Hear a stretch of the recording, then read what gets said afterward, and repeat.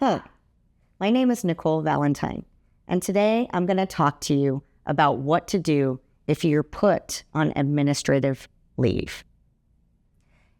If you find yourself placed on administrative leave, you're probably thinking, how did this happen?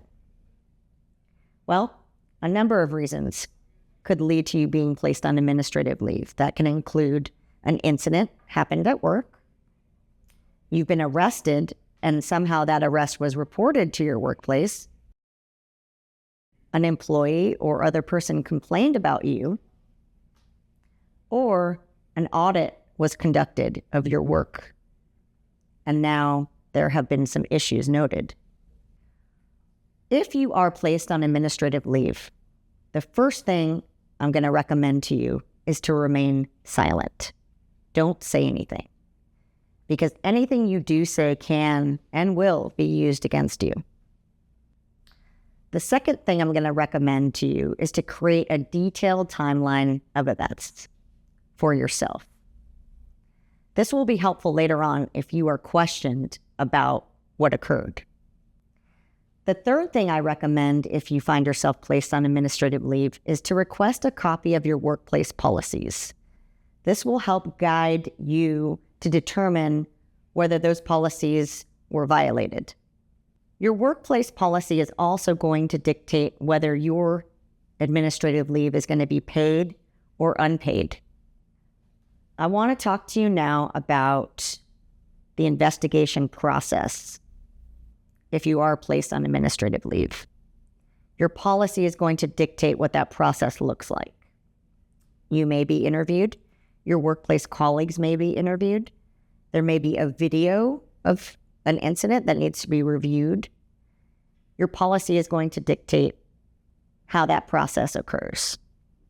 So be sure to check it. The fourth thing that you should do if you're placed on administrative leave is to seek representation. Now, you may be an employee that is entitled to union representation, and we'll talk to you about that. Are you entitled to representation by an attorney in this process? Well, again, you must check your workplace policy. You can also, if you have a union, consult with the union. Can I trust the union? Well, union representatives are not attorneys, and you do not have the protection of confidentiality with the union, as you would with a licensed attorney. So, any statements that you make to a union representative will not be protected and can be used against you. The union will be familiar with policies and procedures, but again, they're not attorneys. The only way a conversation with a union representative is confidential is if an attorney is present, and your union may not have attorneys. So keep that in mind. Should I hire an attorney? You don't have a constitutional right to have an attorney present with you in an interview. But again, your policy may dictate whether you are allowed to have an attorney with you should you be interviewed about the incident or the complaint. The benefits of hiring an attorney is that attorney can assist you behind the scenes. They can assist you with providing a statement when you are interviewed, and they can assist you with determining whether you should resign in lieu of giving a statement. An attorney can also advise you whether you should interview. Keep in mind, any statements that you make during an interview will not be confidential. And if there are criminal implications to your statements, an attorney can best advise you whether you should interview or not. There are many implications of you agreeing to interview, and those implications can be criminal. They can affect your employment. They can affect your professional license. So you want to be careful about what you say, and an attorney can best advise you what to say and what not to say. If you happen to be a licensed professional that is on administrative leave, and you provide an interview,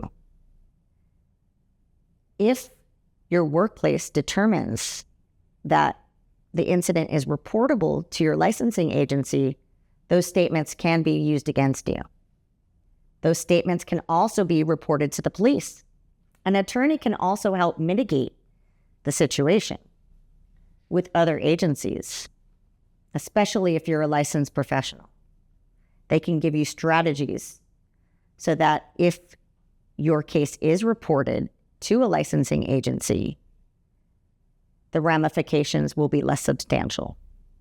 An attorney can also start preparing you for interviews with other agencies or advise you whether to proceed with interviews with other agencies. To recap, if you find yourself placed on administrative leave, there are 4 things that you should do. The first thing, remain silent.